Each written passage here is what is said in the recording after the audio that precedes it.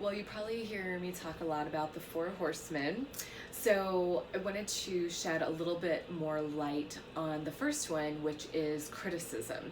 So just in case lest I make assumptions, just in case you don't know about the Four Horsemen, it's basically what doctors John and Julie Gottman call the four communication styles that can really harm a relationship.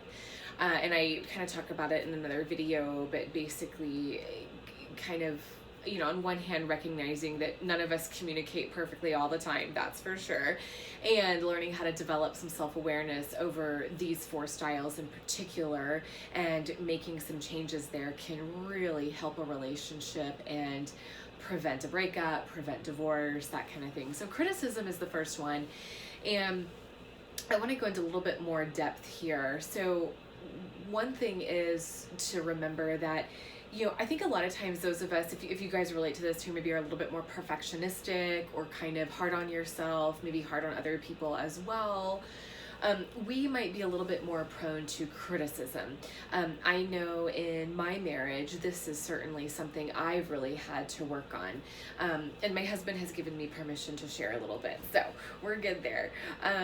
But, I think I see it in my practice, I see it a little bit more seemingly with my women clients, and so I don't know if in some ways it's kind of the way we're socialized or not, and not to say that men can't engage in criticism, but I just happen to see it more in women, I feel like.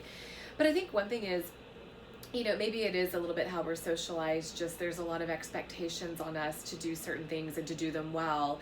And I think we're also socialized to essentially internalize a lot of negative feelings. If you can think about, little boys growing up, maybe people are more okay with them being angry. That's expected. But if a little girl's angry, maybe more like, oh, you shouldn't feel that way, So one of the things I think that happens that can lead up to criticism is we have like a lot of negative feelings, whether it's about ourselves or about someone else. We try and seek ways of explaining or blaming others or blaming a situation, that kind of thing, as a way to kind of almost calm our own self-criticism.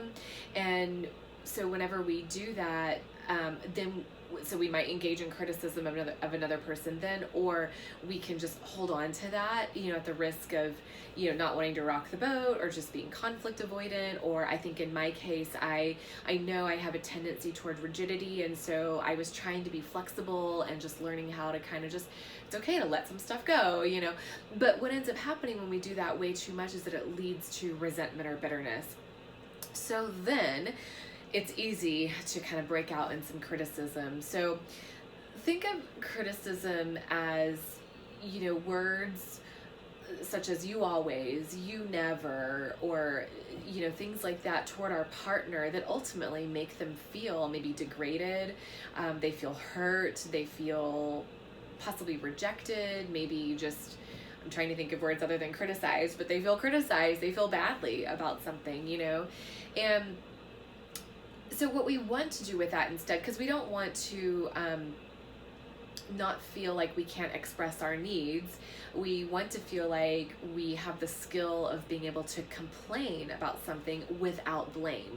So criticism and complaining are different.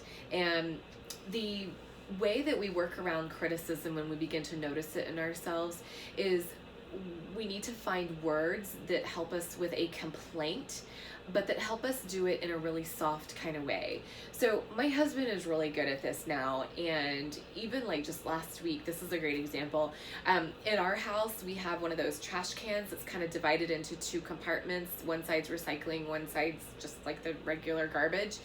And my husband's really big on recycling. He always has been, and I really respect that about him. And he's very particular that it's done correctly in terms of, you break down cardboard boxes or cereal boxes, or, he cleans out everything in terms, if it's like a carton of orange juice, he'll want to clean it out first before it goes into recycling, and he kind of crumples it up the best he can. He's awesome at it. I don't always know exactly what he wants me to do, so I got into the habit of setting all my recyclable stuff on top of that part of the trash can.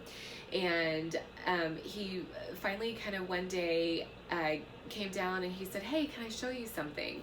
And now for me, I know that like just as a kind of a sense of humor, I'm like, oh gosh, I know I'm in trouble when he says that. And not really, you know, but the fact that he just kind of started with, hey, can I show you something? That's what we call a soft startup. And because it was so soft and I kind of knew what was coming, I was able to really hold a lot of open space for that. So he just said, hey, I put this kind of other section over here.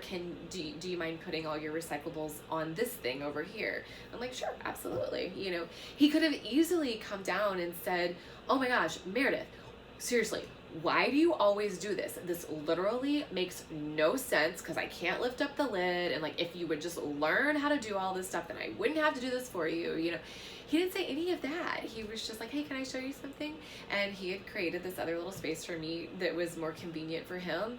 And it was easy for me to do, to put the recyclables. And so that was a really great example of, you know, him leaning into a complaint without blaming me and, like, in a sense making me feel bad, and offering me a really reasonable solution. And it was like seriously a 30-second conversation. He felt good, I felt good, we laughed a little because I knew what he was doing, and it worked out great. So kind of think about that. We want to get away from criticizing and lean into the language of complaining without blaming through a soft startup.